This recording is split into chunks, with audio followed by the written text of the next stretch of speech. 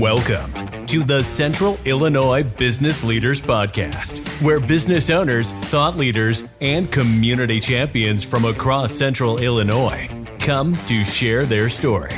The Central Illinois Business Leaders Podcast. Anything less would be uncivilized. What's up, Central Illinois? I am Derek Hayden. I'm here with Garrett Ulmer. We are your hosts for the Central Illinois Business Leaders Podcast, powered by Zambu. Zambu, it's a delicious grapefruit or wildberry vodka-based spirit infused with the Brazilian buzz button. It's smooth, tasty, and leaves you with a signature tingle. Learn more at zambuliquors.com. Zambu, taste the tingle. All right, everybody. Today's guest is a graduate of the University of Missouri, Columbia. He's a certified sales and leadership coach with Southwestern Consulting. He started with Southwestern Advantage's sales and leadership program in 2011. Over his tenure, he had the opportunity to call on over 25,000 prospects, where he was regularly in the top 1% of the company in sales. As a master recruiter, he is skillful in sales, training, and coaching, recruiting a top 15 team out of over 1,000 sales teams. Today, he's joining the CIBL Podcast to share fresh techniques with us that can help us increase our personal production and also to preview his one-on-one coaching program titled Top Producer's Edge. Ladies and gentlemen of Central Illinois, please welcome to the show, Mr. Andy Laws. How are you doing, Andy? I'm doing excellent, Derek. Thank you for that phenomenal introduction. That was great. Awesome. Well, I can tell you I'm ready to run through a brick wall just from some of those numbers you threw out there. But, Exactly. I'm excited to learn a little more about this, Andy. But before that, we're going to kick it over to Garrett, and we're going to do what's called our speed round. And he's going to ask you 6 questions, and you have to rattle those off as quickly as you can. Okay, ready. All right. Let's go ahead and kick it off. Your first concert that you attended. First concert I attended was Trapped and Stained. Gotcha. That's a solid one. Yeah, That sounds heavy. Yep. Yeah, it was heavy. Most of my concerts are not that heavy, but that was my first one. Gotcha. I want to say that's our first heavy metal answer that we've got here for It the is. lives. Favorite movie? Favorite movie? Oh man, Happy Gilmore. Oh, gold jacket, green jacket. Favorite ice cream flavor? Ice cream flavor. Cookie dough. Good answer. iPhone or Android? iPhone. Favorite social media platform? MySpace. Okay. Now, that was a delayed reaction. Like, did he just say that? Wait, what? What year? Yeah. Who's in your top 8? Is it top 8? Oh or yeah, top right. 6? Yeah, the top 8, top 6. Tom is in there. I'll tell you that. There you go. Oh shoot. Okay. Well, now that we're past that one, now here's typically where we answer why Central Illinois, which I know that maybe you're just outside of that Central Illinois boundary, but the area you're from, why do you like your area, and why do you continue to choose that area? Oh man. So yeah, I'm from St. Louis and went to the University of Missouri, but I've lived all over the place: Lansing, Michigan, Nashville, Connecticut, Maine, and I came back to St. Louis in 2017. I love that it's like a bit of a city feel, but it's smaller compared to, like, it still has that close knit feel, and it's fun. And plus, got my Blues here and my Cardinals, and it's just a good atmosphere. It's good for raising a family. So we got a little guy here, and Awesome. Yeah.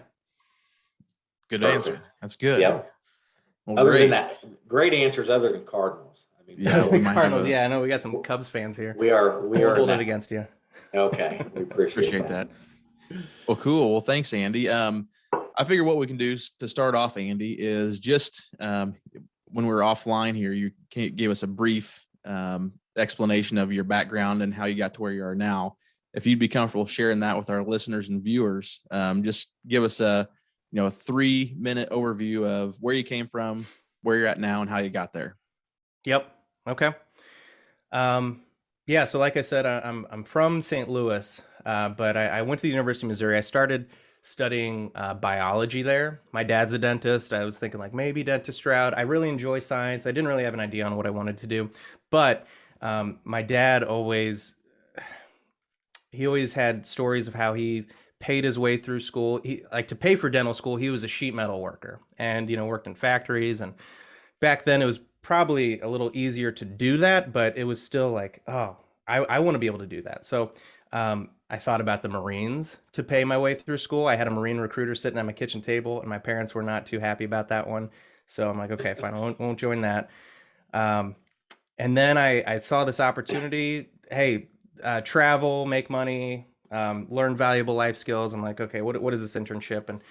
And it was with Southwestern Advantage, which is the second oldest internship in the country. They have about 2,000 to 3,000 college students every year from across the country, and as we were talking about before, across the world, that sell books door to door. It's all educational books and software and just programs that all work together to help out with education. One thing that I didn't tell you guys is my parents actually bought me this stuff when I was a kid. So I kind of I'm like, oh, I recognize this. So I thought about it and it sounded cool, but it was just knocking on doors, and it's straight commission and it's a lot of hours. And I'm also away from home for the summer, but I can make X amount of dollars to pay for school. And, I had friends in college saying, hey, you probably shouldn't do that. That's like a scam. Like you're probably going to lose money. And I'm like, it just made me want to do it more to like prove them wrong. So I went and did it my first summer. And at first, like there's definitely a learning curve with it, but ended up having a really good summer. Made like $15,000 as a college freshman, which unfortunately blew through that pretty quickly when I got back to school. But I realized like, okay, hold on, I got a knack for this. And I came back and started recruiting and team building and helped train people on how to be successful, really running your own business, because it's not just sales, it's the inventory and account management, and like there's so many different aspects that you control with this book thing. And I did that for 6 years and was successful with it. Now, to get to where I'm at now, this is a sister company that I work with, Southwestern Consulting. So Southwestern is this umbrella, has a whole bunch of different companies. We can get into that later if we want. But so I work with a sister company that I learned about when I was still in college. And I saw that they were taking these principles that Southwestern teaches, because Southwestern has been around since 1855. So it's an old company, older than the light bulb, Civil War. And it has been around forever. And they teach these principles that just are time tested and work. And it was cool because this sister company takes those principles and just teaches them to companies today and sales professionals and leaders. And it's all based on servant selling and principle based leadership. That really resonated well with me. So back in 2017, when I finally had enough sales experience, leadership experience to interview to be a coach with them, I took my chance with them, and yeah, coming up on 5 years now, and it's been awesome. Very cool. So you have a very sales-based background, it sounds like. Yeah. I mean, that's pretty much what I've been doing. I've had, like I told you before, a little bit of insurance in there, which is still absolutely sales, but yeah, that's kind of where I've found I'm good at it. I enjoy it. I can serve people with it. I can provide for my family, and I can make a difference there. So yeah, that's why I do it. Awesome. Well, I've been in sales for almost 20 years myself, and I have a massive amount of respect for anybody that can, that young, go door to door and be successful with it. And we talked a little bit before we jumped on here, but the no's that you hear day in, day out, in a row, and at that age to overcome it's amazing, man. So congratulations to you. Thank you. Yeah, it's some days are tougher than others, but yeah, you learn to push through it and not take it personal. Very cool. Well, you talked to us a little bit about Southwestern Consulting. Tell us specifically maybe what industries you like to work with, who you work with, what some I don't want you to give away all your secrets, but maybe some more specifics about Southwestern. Yeah, absolutely. So in Southwestern Coaching, we work with, a ton of different industries. Like I would say our top 5 would be like the mortgage industry, the real estate industry, financial services, insurance, automotive, like, yeah, those are probably our top 5. But at the end of the day, we like, if it's commission based selling where, hey, you know what, if I produce more, if I'm efficient, if I can increase my performance a little bit, I get a return, then we work with you. We also have clients that are that own their own practices, like dentists and private practitioners, where like, hey, I went to school for 8 years and I know all the science side, but I don't know anything about running my own business or recruiting a team or building a culture or even going out and finding clients. How do I ask for referrals? You know, how do I have difficult conversations about things that people should be doing? So being able to do that tactfully. So we have clients in a lot of different industries. For me personally, I love working with leaders. And it's been, yeah. What was the second part of that question? So after who we work with and. Yeah, I was just going to say, tell us a little bit more about Southwestern Consulting and what the program is geared towards. Yeah. Yes. So kind of what we do, what the coaching program looks like. So we do one-on-one coaching. That's kind of our wheelhouse. Southwestern Consulting started off doing big seminars. That's how I was introduced to them. They were coming through St. Louis. They were at the Hyatt, you know, tickets were like $300-400, but like having done the internship, they offered it to us like, hey, if you come help us set up and tear down, you can sit through the whole presentation. Like, sweet. So we go there. And but what we realized is, you know, you can teach stuff from stage, and you know, it'll resonate with some people, but not necessarily the whole room. And also, you know, a couple weeks go by, and I mean, you guys have been to trainings before. Usually we kind of slip back into our old habits. So we actually developed our coaching program to really focus on implementation of principles. And that's, so it's a year-long coaching program. It's one-on-one. So we have over 100, we have like 120, 130 coaches that are phenomenal, all 10 years plus of either being a top producer, top leader, just to get an interview to be a coach. So it's, and we're all practitioners too. So it's no like armchair coaches like, hey, let me tell you how I crushed it back in the early 2000s. We're all still in the trenches, selling and leading teams and living by these habits that we teach, which I think is one thing that kind of sets us apart from other coaching programs. And it's, yeah, twice a month with your coach that you're paired up with. We pair people up based on their personality. So we have like, you guys have ever done like a disc profile or Enneagrams, stuff like that. So we have our own profile that we build for people, match them up with a coach, and it's like we're really good at matching people up with coaches that resonate with them and can help them get kind of what specifically they're looking for. Because on any given team, you know, you may have, let's say 5 people on the team, and all of them want to increase their production. But I mean, you know, I mean, you guys are athletes. Like if you think of like golf, you know, some people, they got to work on their putting, some people got to work on their driving, and you can't just teach to the average to really get the most results back. So what we do is we really focus on like, okay, what is it that you need? It's not a cookie cutter program, and it doesn't go sequentially. We meet people where they're at and what they need to focus on to help them achieve their goals.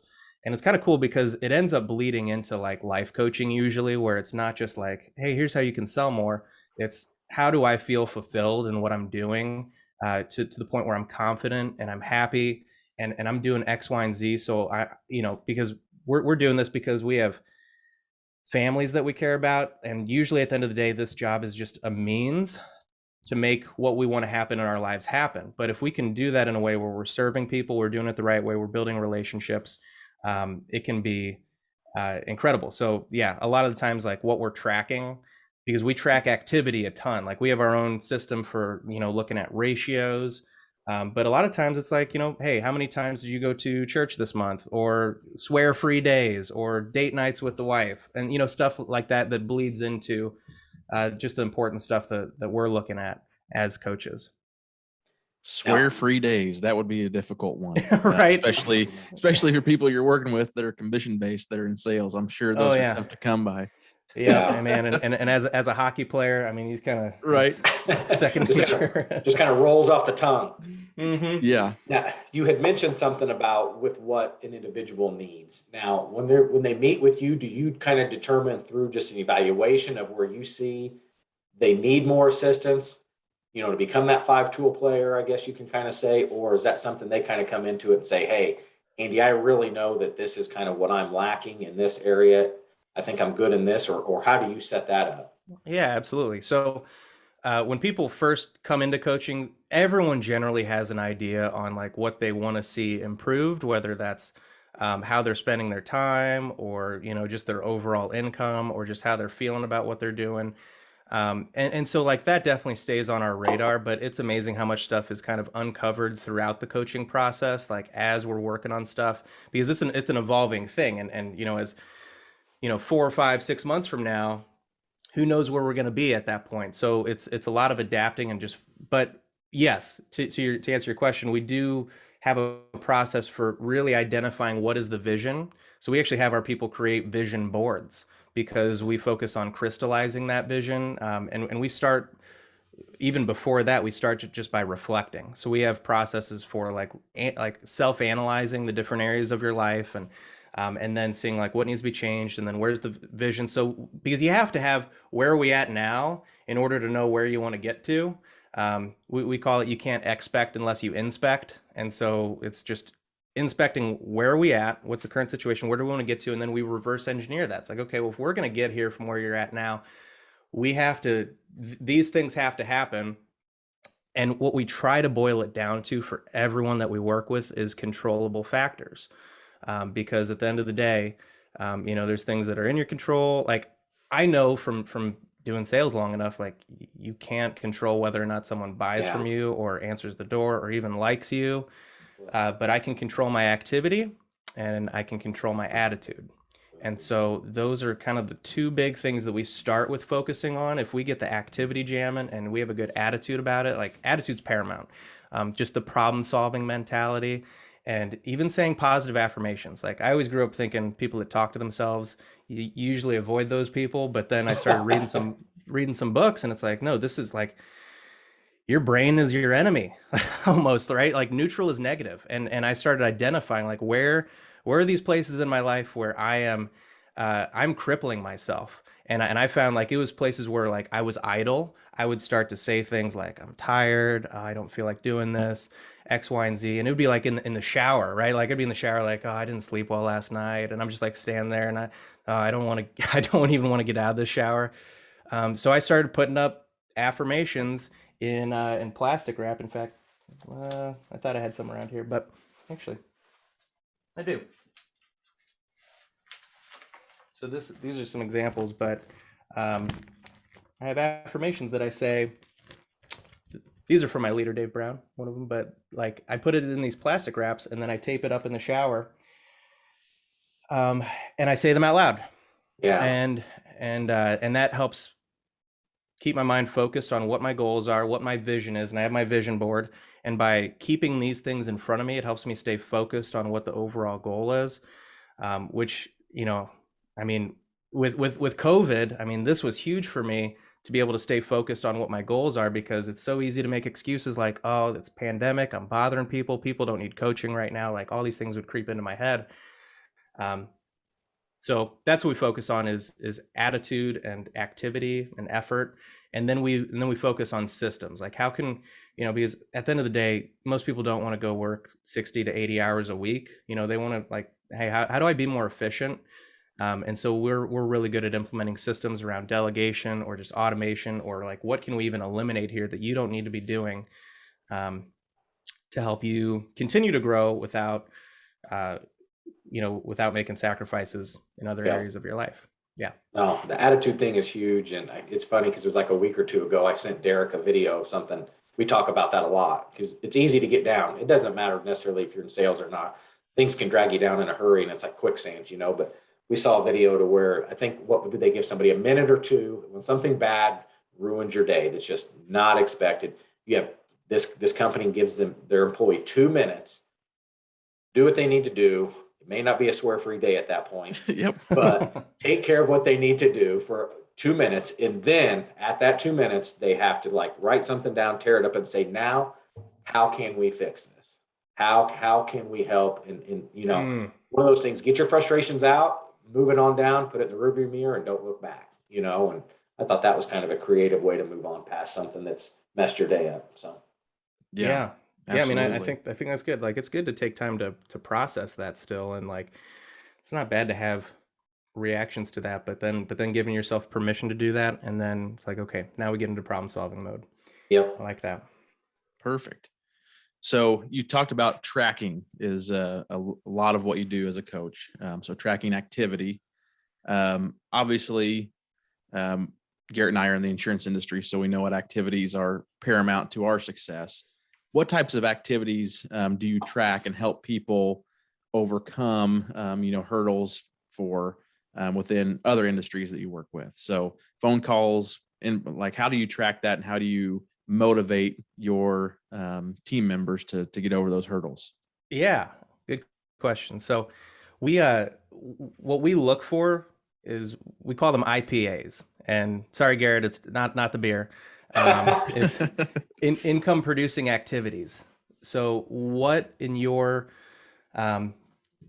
day-to-day work are the activities that drive your income, that push things through the funnel? And yeah, most of the time it boils down to those phone calls, but running appointments, fact finders, or exploratory conversations, stuff like that, or actually sitting down and generating business, closing people, obviously, but even outside of that, some things that people don't really think about is referrals, and like actually tracking how many times you're asking for referrals, or how many referral partners do you currently have that you're sending business to, that's sending business to you, and how many referrals in total that you're gathering. Because what we have determined is, man, in just about any industry, people love working with referrals, and it's also the fastest way to the next sale. Like, generally, statistically, referrals close faster than cold calling does.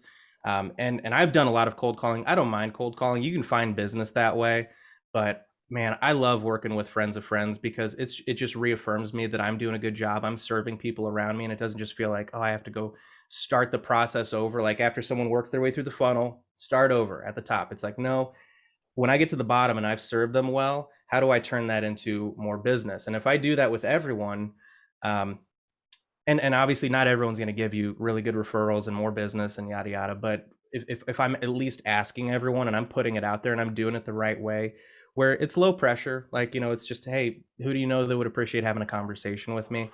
And we track that kind of activity.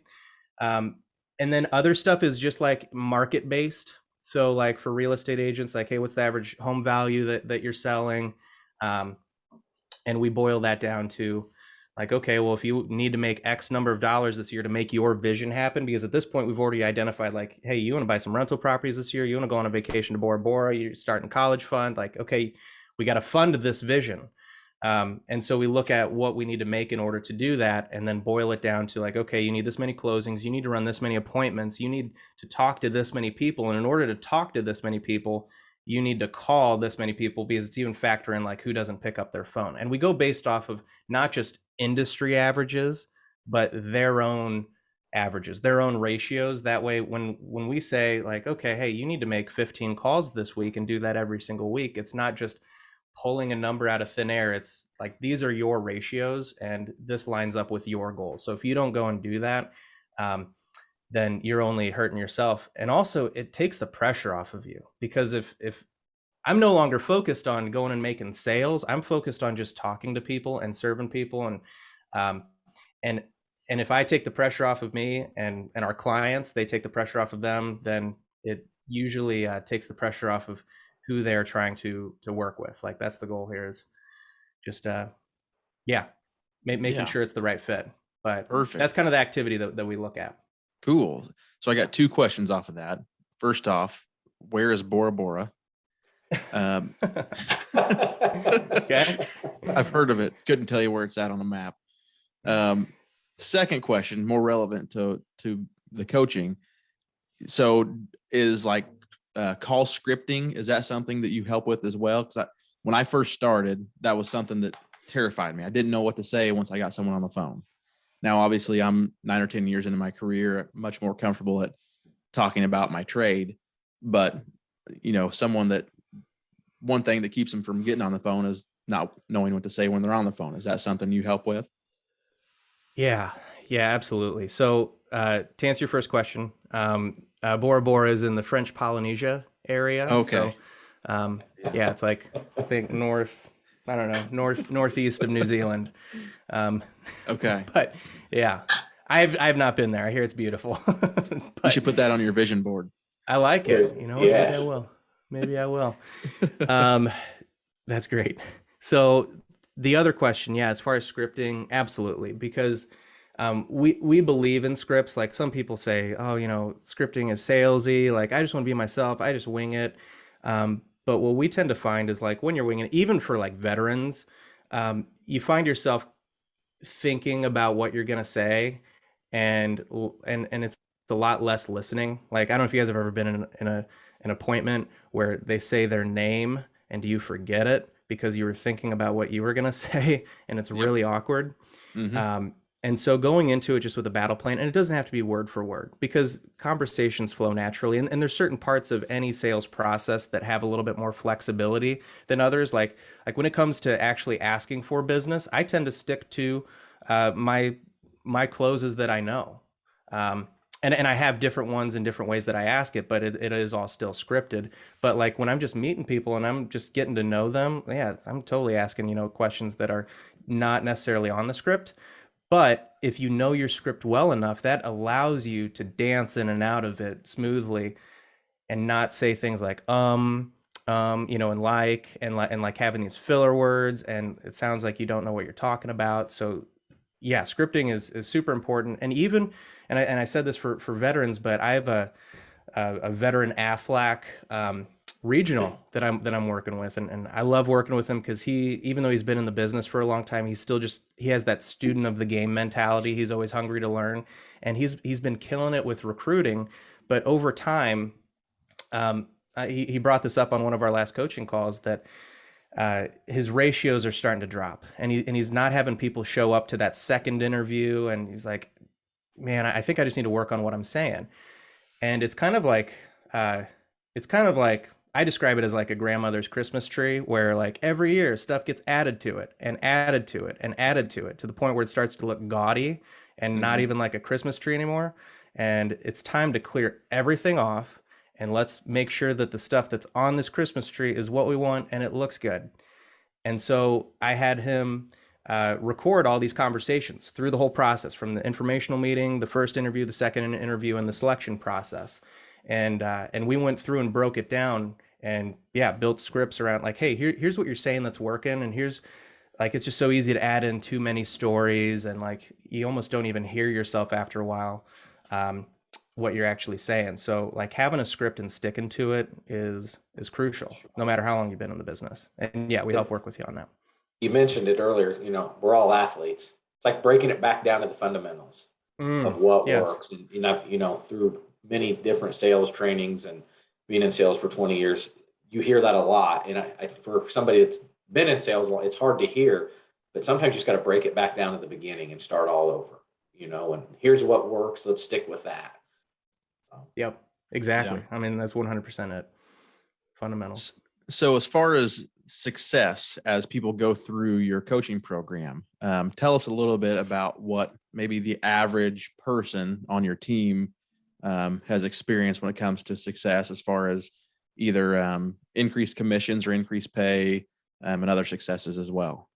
Yeah, absolutely. So that's one thing that's super exciting.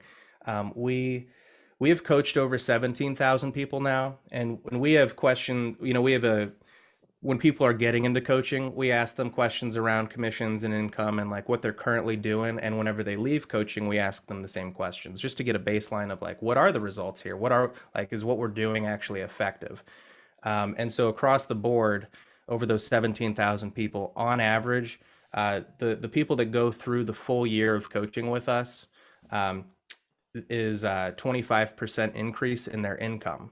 So 25% increase in sales commission overall. Now it's kind of like a bell curve, right? You have some people that like aren't quite doing that, and you have some people like I've seen people quadruple and quintuple their income in coaching and just like blow it out of the water. It is a program where you get out of it what you put into it, because these aren't new ideas. Like, this stuff works. Like, there's certain concepts and laws of sales and psychology and leadership that just work when executed properly.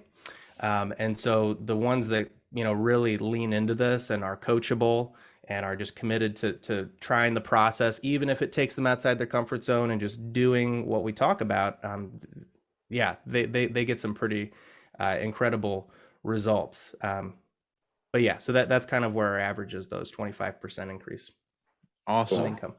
Yeah. So before we wrap up, we're getting close to time, Andy, but I would like you to, we've talked about, monitoring activity and scripting and some results. Tell us a little bit more about what people would expect as they go through a one-on-one coaching with you. You don't have to give, again, all of the secrets, but just what it looks like, what a typical program looks like, of how many times do you meet, stuff like that. Give us a little rundown. Gotcha.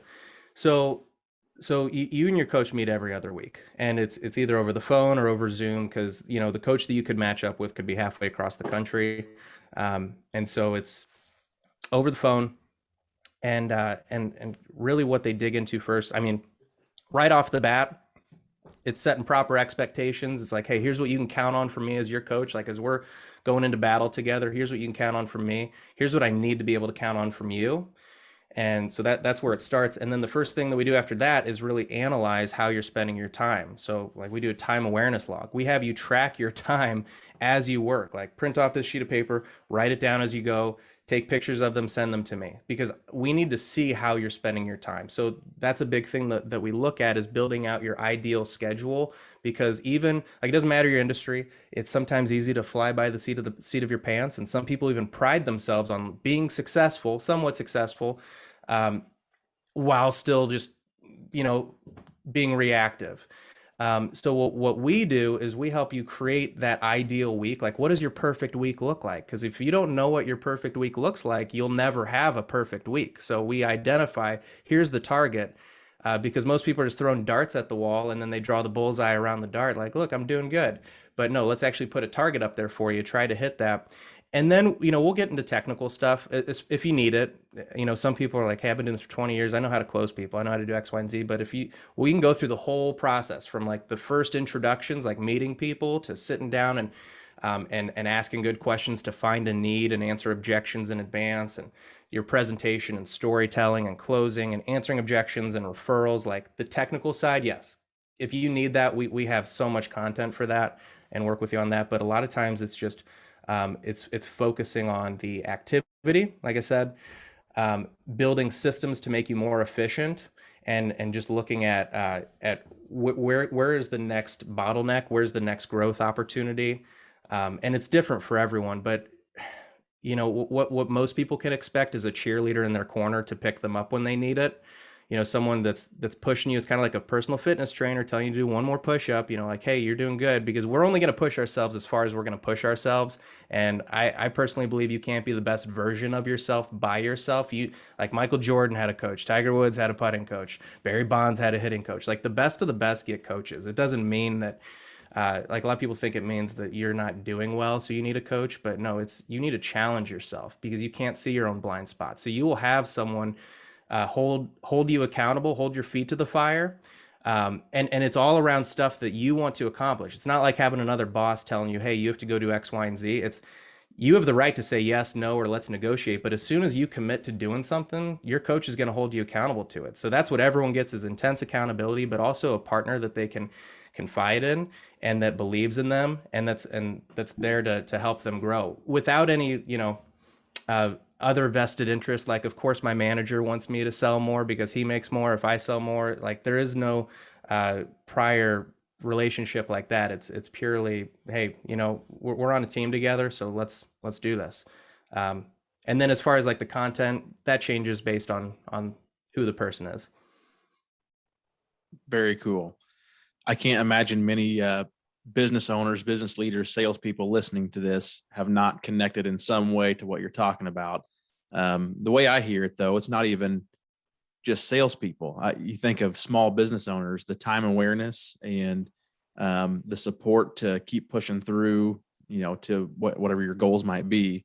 I think most business leaders would find some type of value in your content. There's no doubt about that. Yeah. Well, and if this does sound interesting, one thing that we do offer to introduce ourselves as a company is Complementary Workshops. So we come out for a 1-hour training that's totally customized based on what topics you think, leaders think would resonate with their team, and we build it from the ground up.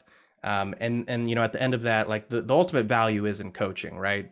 But this is our way of introducing ourselves as a company, is coming out for a complimentary training. So yeah, if anyone listening is interested in something like that, that's what we do to help bring some value on the front end.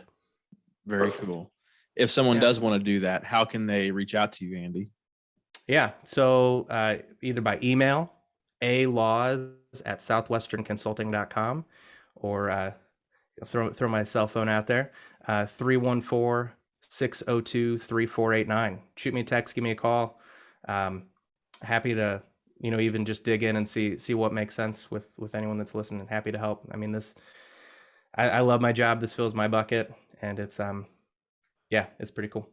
So awesome. Thank you guys for having me on this. No This problem. cool. Thank you so much. You've had a ton of great information, and very appreciative of it. Yeah, Yeah. absolutely. And I'm guessing southwesternconsulting.com, they can go check out some of the Southwestern material as well if they aren't ready to quite reach out to you yet. Yeah, absolutely. Southwesternconsulting.com.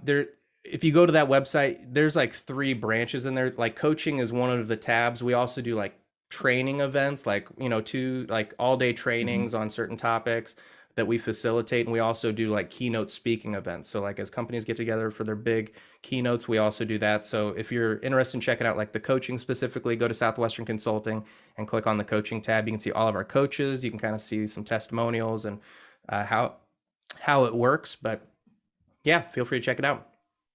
Very Awesome. cool. Yep. Thank you, Andy. And all you listeners out there, make sure you're subscribing to the CIBL podcast on whatever platform you consume podcasts on, iTunes, Stitcher, Spotify. Also, while you're there, please leave us a review. You can also follow us on LinkedIn and Facebook and engage with our guests there as well. Until next time, Andy, you have officially been civilized. Thanks for coming on the show, man. Thanks, Andy. Thanks, guys. Appreciate it. Thank you for listening to this episode of the Central Illinois Business Leaders Podcast. You can find us on Facebook at facebook.com/CIBL Podcast. You can also follow us on LinkedIn. Don't forget to subscribe and leave us a review. It's the civilized thing to do.